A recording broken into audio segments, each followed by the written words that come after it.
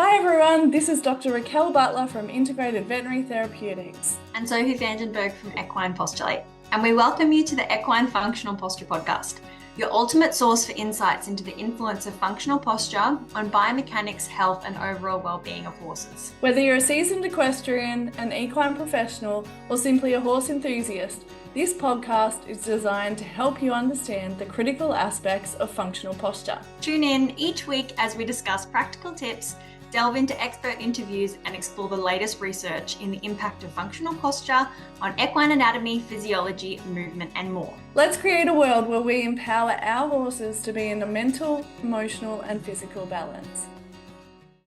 Hi everyone, welcome to this episode. We're talking about the Equine Functional Posture online course today.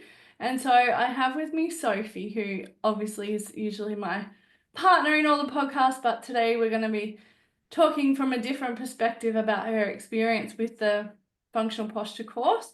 And Erin, who's also a bodyworker who completed the course a fair while ago, and she's going to share her experiences as well. So thanks guys for being available.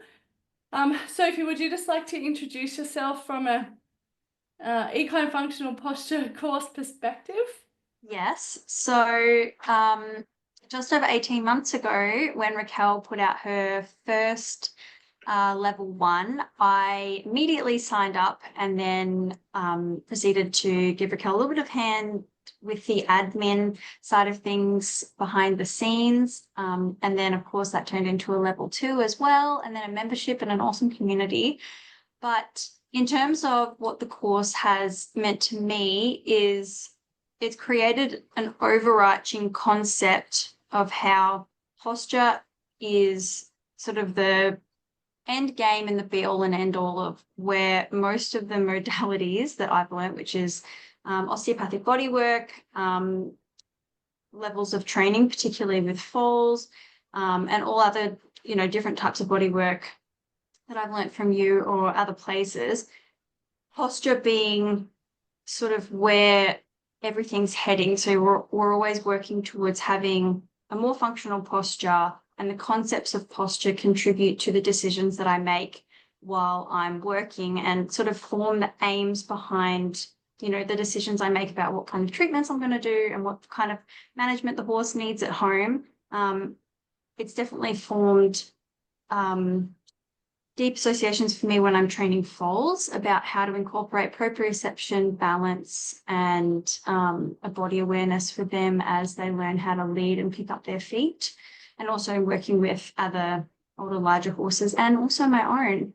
And yeah, it's definitely just been a massive foundation for me and probably the most important part of my journey because it gives me a context from which to understand everything else that I do. Yeah, cool. That's awesome. And Erin, would you like to introduce yourself and in regards to the course? So I'm Erin. I've been doing body work for about 5 or 6 years now.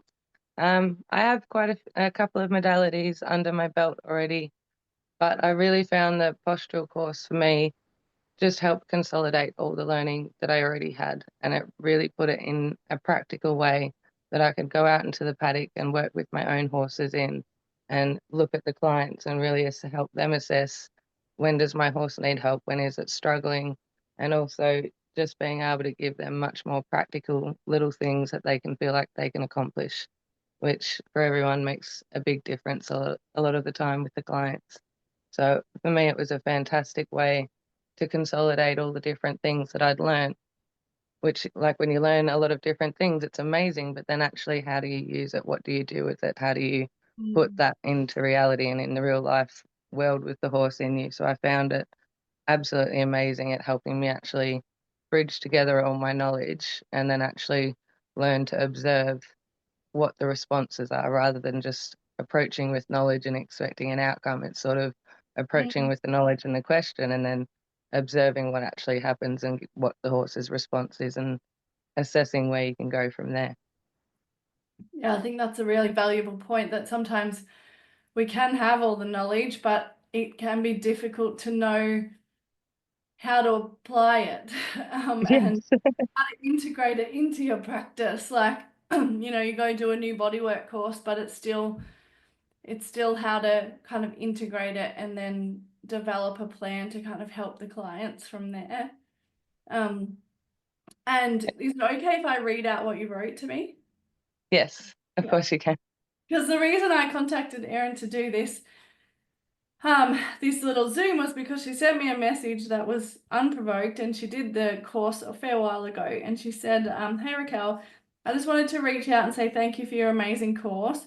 It's been fantastic to refer to, and it's made me feel like I have a much bigger toolbox to use with the boys, meaning her horses, especially when I'm short on time. I just do a few small things and I feel more confident that they will still help. It also has given me confidence in knowing where to start and how to restart with them when life gets in the way and they get a cheeky holiday. It's truly been one of the best things that I've done, so thank you. So yeah, I really appreciated that message, and that, it's still having an impact on you. Like, how long ago did you do the level 1? Did you start it? For a while. I did the level 1 in the first run, so it would have been A a year little ago. over a year and a bit Yeah. by now, yeah. And I feel like it's been really fantastic because the more I practice it and the more I do it, the better I understand it and the better I can be more selective about what exercises I want to do today. And it's just been really good knowing that I can go out as a working mum with 10 minutes and it's actually productive instead Yeah. of going out and feeling like you're not achieving anything. So it's really good to actually watch the little small moments develop over time into something bigger. And I think they're really handy tools to give people to make them feel like they're still accomplishing something, even if it is just 10 minutes. Yeah.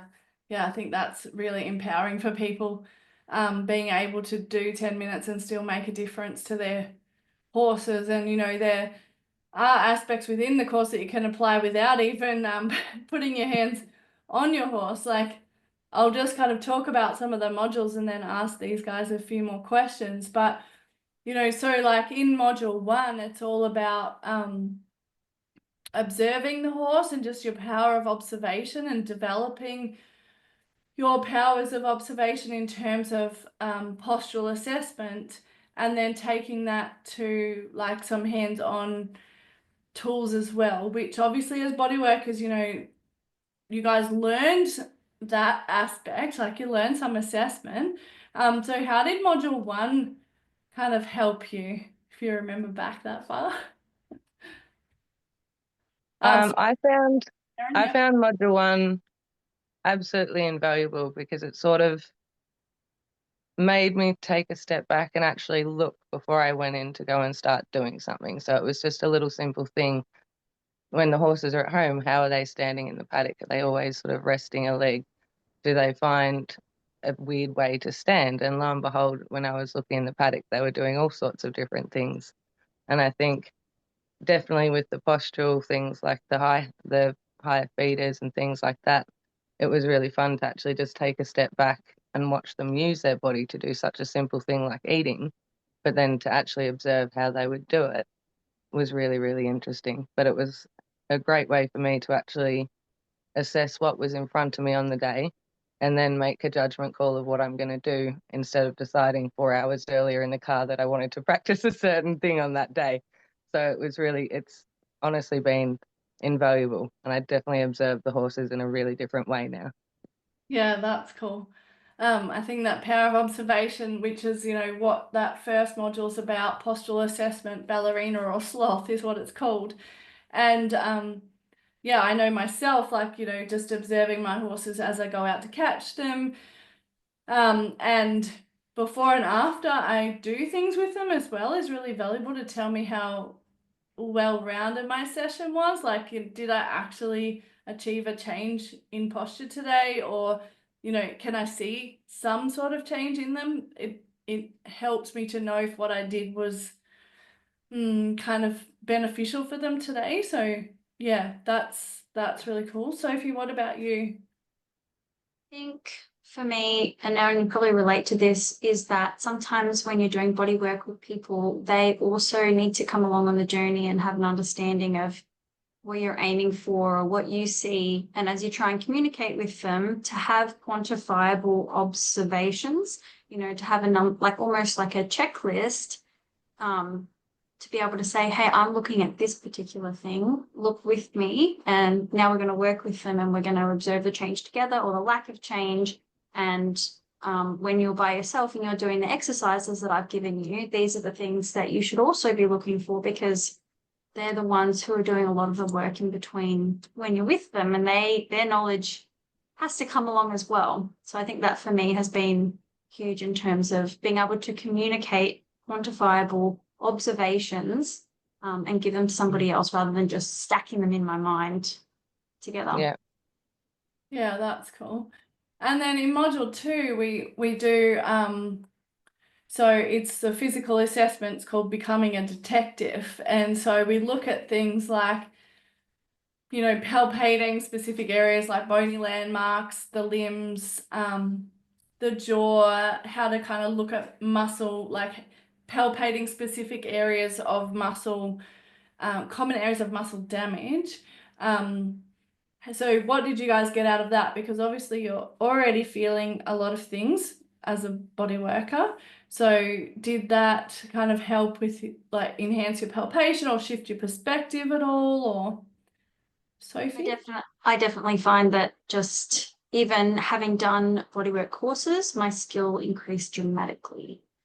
I think the time that we spent in the Q&As, this like everybody asking questions about like, what am I feeling? How am I feeling it? And hearing it from multiple perspectives and people explaining what they were feeling, it gives you a much better understanding of how deep and how, like not just how deep you can feel, but how much you can get a sense of looking at the horses and how other people are perceiving their horses. It's very, and you also get the opportunity to see a lot of horses, as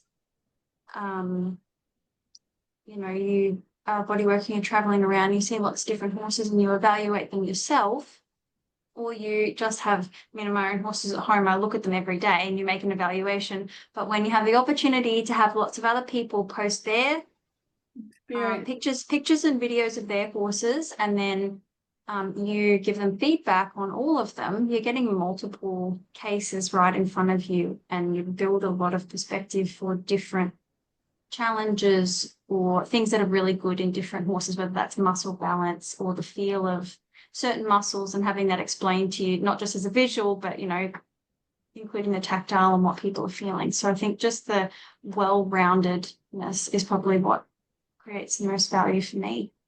Yeah, cool. Erin? The palpation and assessment for me, I think, was really good because it helped me break it down in a way and actually stop and assess my horses in the moment, which I hadn't done properly to that extent in quite a while. And then I found one or two little interesting scars and bits of scar tissue, especially under on the sternum on my bay horse. And I was like, oh, that's interesting. That's something that's just bypassed its way through my observation. And it was just tiny little things like that that made me actually go, okay, there are little things that, even though they are my horses, I see them every day, let's actually reassess properly and see where we're at. So I found quite a few little interesting things.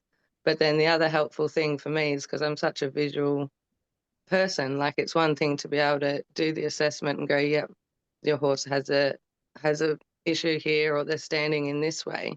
So it was kind of like, okay, well, if our right tuberculosis is forward and down, what's that going to do to the rest of the posture?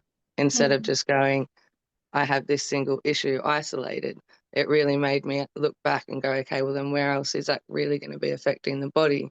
And how does that affect the posture?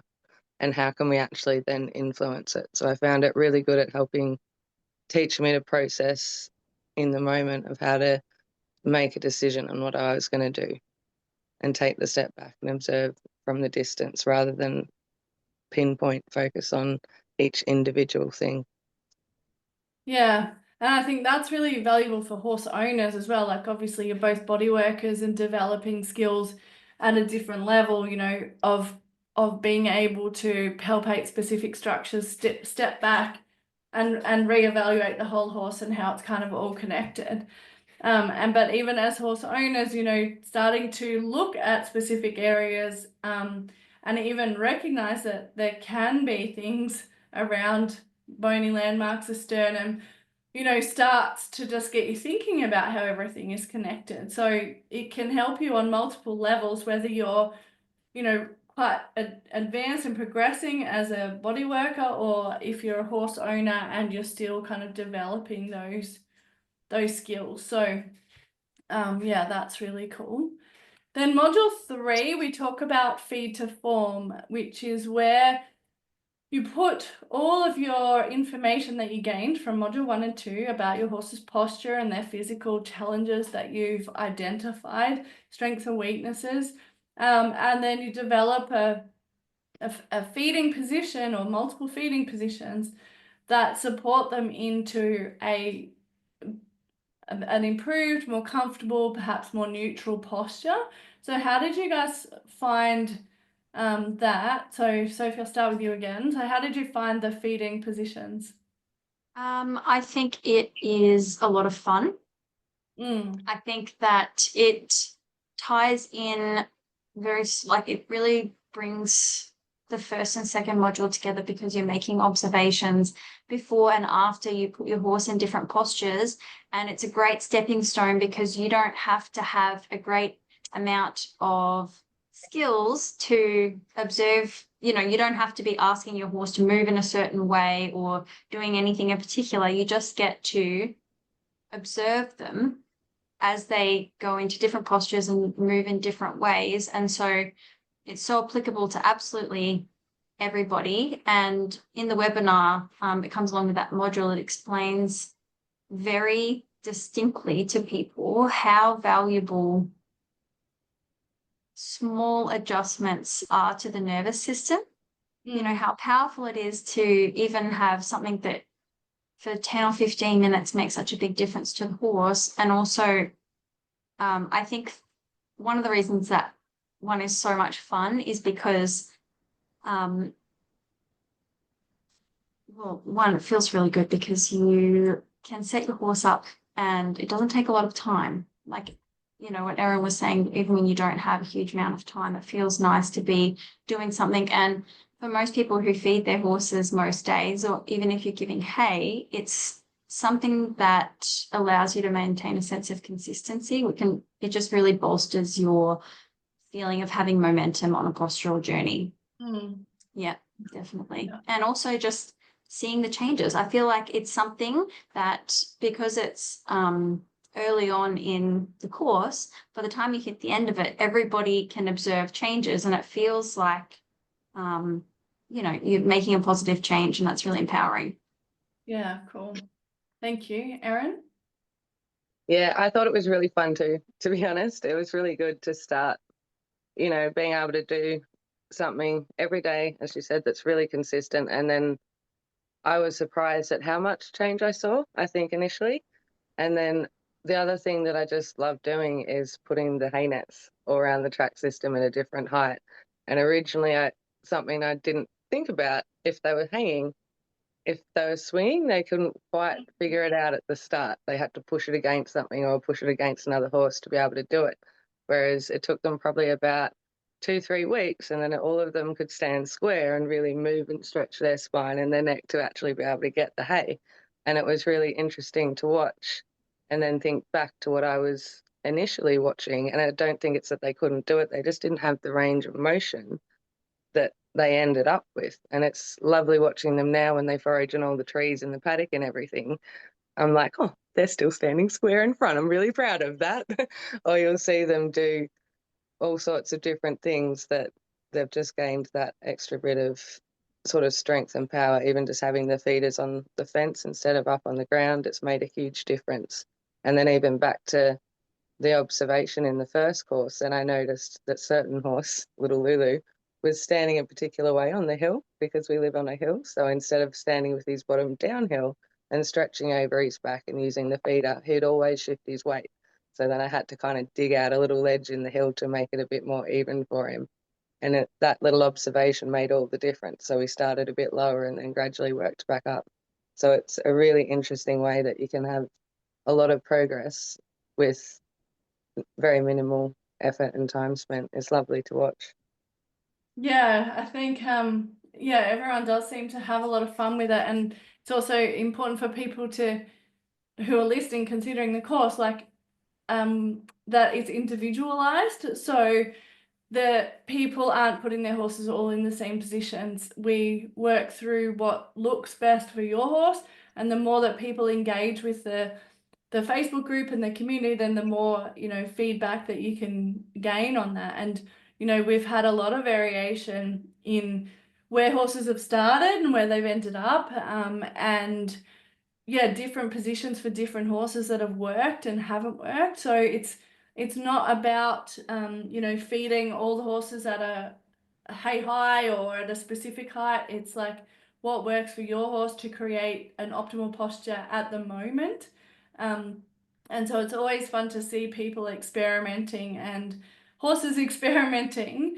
And then like see how the horses create different range within their mobility as well, like how much it can have an influence without you having to do anything. Like once you've set it up, like I've put Mooney, he's on a slope at the moment and he's been in the dam paddock, and the difference in him, like I don't do anything else with him, but just being in that paddock, being fed in that position, he looks the best I think I've had him looking like in years, just because of the way that I'm feeding him at the moment. So it can really help any age of horse in their development. And so it's a really valuable tool within the course.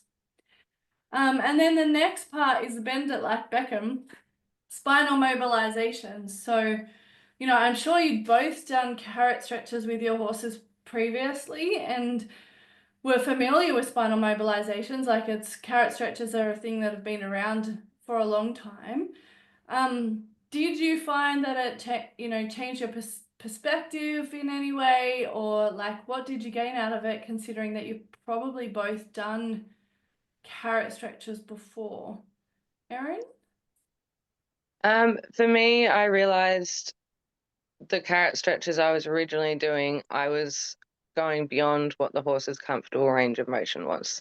And they were contorting their bodies to get as far back as what I had been doing, and they had been shifting their weight and really struggling. And I just thought it was normal. So it was amazing in the course, and especially in all the Q&As, to watch a few people had done the same thing, and they're like, oh, my horse is really shifting its weight to one side, how do we kind of fix it? And it was great to listen to all the feedback of try going less or try coming a little bit wider, and if they start to shift their weight, they've already reached that point where they need to be and it's already doing it's enough of a stretch for them. So for me, I really learned to take it back a notch, make sure that the horse's balance and stabilization and posture was the priority. And then I'd see how far they'd come. And then I worked out where the walls and the barriers were. And then I sort of learnt how to assess and go, okay, that's where you're struggling, or that's why you're shifting your entire body crooked because that's too far. So it was fantastic for me to really reassess the way that I was doing it, and also just realize that less is more with a lot of that stuff. You don't have to go so extreme. And the horses really do tell you when they've reached the point that feels good for them because they really enjoy it. And once they start to do it properly, the horses were like, oh, this is amazing. I love doing my stretches. So I think for me, it was really breaking it down into those finer details where I could actually stop and go, oh, okay, you're not just shifting your weight. Why is this actually happening? Because it was the key part and of the importance of making them work. So the less is more was probably the biggest thing for me. Yeah, I agree with that from what I see with people. Sophie, what do you like to add there? I feel like Erin covered most of like all the best things about spinal mobilizations. I think the best thing for me has been with the results of doing it properly. I think that when I'm doing a bodywork session and I explain to people stretches, I always tell them I want you to film me as I do them. And I try and explain, the fine points of like the aims of how to do it correctly and positively.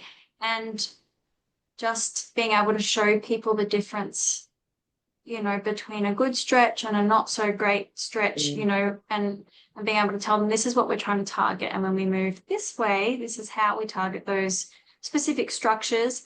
And also, just the results, like from doing spinal mobilizations, carrot stretches, or in all the different ways, active, dynamic, static and passive.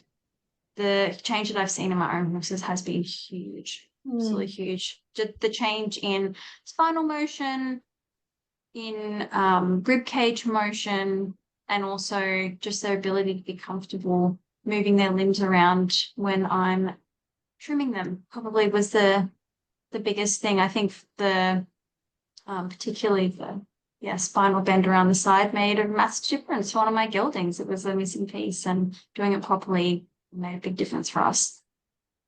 Yeah, I think that's the important aspect with spinal mobilizations is understanding your horse's range and then working within that. And that there should always be an improvement. Like I notice that when it is done within the horse's comfort and their range, that there's a continuous improvement. So a slight improvement, and that you're not getting stuck at the same place all the time, and that they don't get more grabby or more rude. Like they generally get more polite, and enjoy it more than what they did at the start, and they get a lot more self-awareness, I find, as well in that. Like they learn to be aware of their body and the treat instead of just thinking about the treat. So yeah, in that we talk about how to manage horses that are a bit difficult with treats, but we also offer mobilizations without the treat, so that if your horse, I don't know, is really not treat motivated or overly treat motivated, then there's different options for people to do with that. So that also, just helps kind of incorporate everyone in that. And then the last two modules are dance steps, posture in motion, and creating the dance.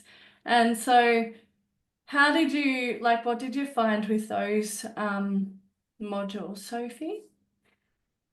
So I think those two modules were definitely new content for me, despite everything that I had done. Incorporating they're proprioceptive exercises alongside creating a connection between being in balance and moving. Just in small amounts, using, one pole, a small obstacle, one step that's, a good quality step. And those, firstly, I think those became part of my system of observation about whether horses could and couldn't do them, even horses who they're performing at a higher level, but when it comes to slow and controlled motion, they were struggling. That is where I was able to draw attention to finding out where they might be struggling with their balance or their proprioception. They would just sort of run through, and being able to show people that this is hard for your horse and this is maybe a limiting factor for them in the context of being with clients and being body worker, and showing them that maybe their horse needed something different, and there was another part of their training that needed to be incorporated if they wanted to work on, systems of their horse's balance. Maybe they're seeing other issues pop up, like they're getting hook injections, or they constantly have a horse who's got a sort of a sore back, and then you don't really see that when you're always allowing them to go fast and move forward, and then being able to say, okay, well, actually slow and controlled movement is hard for them, and that's why they're falling on the beard or falling through your hand, and you need to go back to these foundational parts of slow and controlled movement, and showing them how to move better so that you can actually achieve better movement at faster paces or achieve higher jumps, etc. So that was a big one. And also just for my own horses, their movement improved drastically. Their comfort in each of the limbs. Charlie my own horse, he always rested a particular limb. But when we've been working consistently, he didn't have those same preferences for needing to rest a limb anymore. And his top line improved dramatically, and his thoracic sling had a lot more integrity as well as his pelvis. It really rounds out, bringing a lot more function into their movement. So, yeah. Yeah, awesome. Erin? I thought the last two modules for me were definitely a bit of an eye-opener, because there's definitely, when you do things at speed, you just feel the braces and the block under saddle, and you necessarily don't think exactly where it's coming from. And I was definitely surprised that when you really slow things down, how differently they used their body. And I was like, oh, okay, you're actually struggling with this a lot more than I thought you would.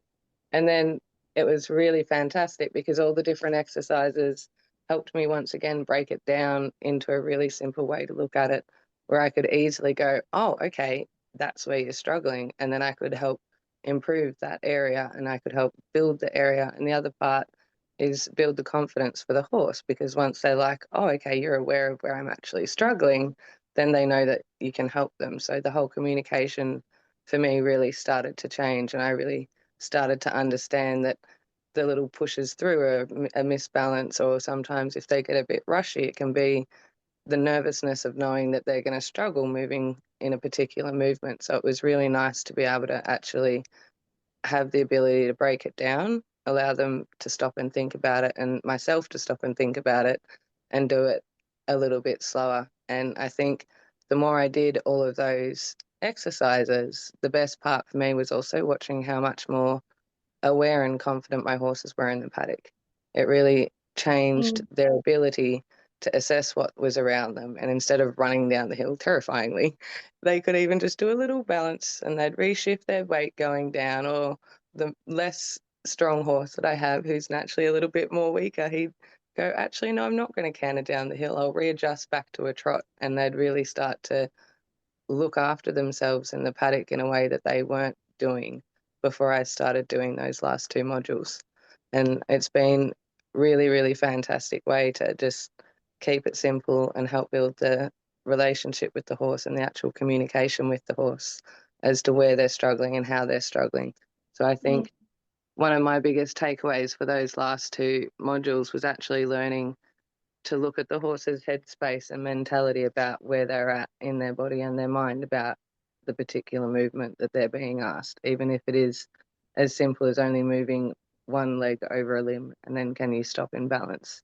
How do they feel about that? And it was interesting watching that sometimes it made them more nervous than just being able to rush it and wing it, and then we're through the poles and everything's fine. But actually taking the time to stop and ask, I was like, oh, okay, you're actually quite nervous, until I rebalance you, let you think about it, take your time. And it was fantastic being able to assess and just watch the horses and see how they actually processed what I was asking them to do. Because horses are so generous, they do pretty much anything and everything we ask. So it was nice to actually have the ability to ask in a more productive way and a politer way as well. Yeah, it really creates much more of a two-way conversation instead of us just telling the horses, like, you need to do this. And like, I know for me, even when I do it, still with my own horses or clients' horses, like, it gives me a lot of information. Like you just said, are they struggling with a particular limb? Are they stressed or anxious about that movement? And yeah, is it like they can clearly do it on one side and then they struggle with it on the other side? So you're like, well, they understand what I'm asking, but they physically are struggling with it. And I think a lot of times that gets confused with a behavioral or a training issue, that they're not giving it to you on one side. And it's like, horses are generous, and if they're giving it to you on one side and not the other side, it's because they physically can't for some reason. And so it really brings that awareness, but then it helps them unlock that as well. Yeah. So you can actually help them through the process instead of push them through the process to move that leg, which they will do, because they will respond to your aid most of the time. So yeah, that's really cool. So we have Q&As throughout the modules. We have webinars, and then obviously all the activities are recorded. So in terms of the content, like how did you kind of find the content, Sophie? The content is fantastic, in my personal opinion. I think it covers multiple perspectives. Sometimes information comes to us and it doesn't explain that there's multiple perspectives to either a way to do things, or when something's being explained, for example, in the section on spinal mobilizations, you explain not only spinal mobilizations, but when you wouldn't use them. You explain about hypermobility and other factors that come in that need to be considered. And sometimes with courses that are instructional, you miss the context while you're spending so much time on the content, and having both of those explained, like why you would do something, how to do something, when not to do something, as well as having. Just lost her there. Erin, what about you for the in relation to the content of the course? Yeah, it's I I thought the content was fantastic. I thought it was really, really easy to understand and very digestible. I'm sometimes struggle with the learning aspect, especially the physical reading and writing part of it. So for me, it was really easy to understand. The webinars were fantastic because you'd go in, you'd get your head around the idea of what you're going to be doing for that part of the course, and then you'd do your online work, and the Q&As would then consolidate the questions that you had, or you could come back and ask everyone else in the group, hey, this happened, did you guys see this happened in the Q&A? And it was just really, really helpful because the webinars were really, really full of information, but easy to listen to, very relevant. And as Sophie pointed out, they brought in all the information to help you have a well-rounded understanding of what you're looking at, what you're going to be doing that week. So I thought it was really well done because it gives you every sort of aspect of the learning. You can talk about it, you can watch the movie, and then you can go out and practically do it with your horses. So for me, it was really, really good and very easy to follow.